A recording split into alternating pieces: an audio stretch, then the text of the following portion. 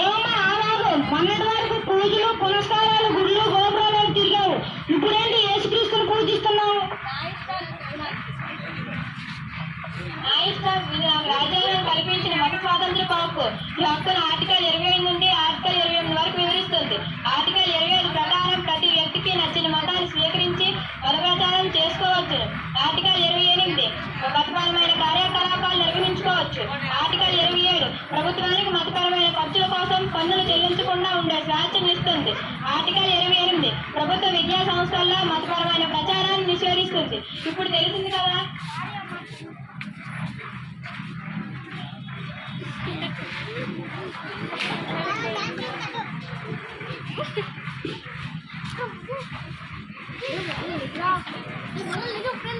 Hello madam గారు, మీ school పేరు Rahman public స్కూలా?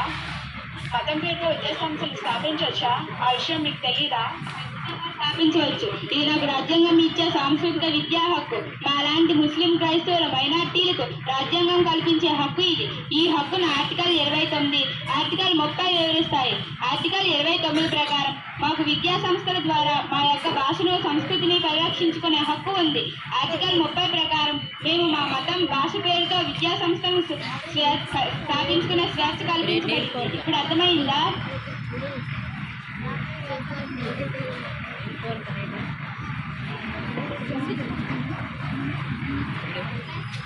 నేను రాజ్యాంగ పరిహార హక్కుని.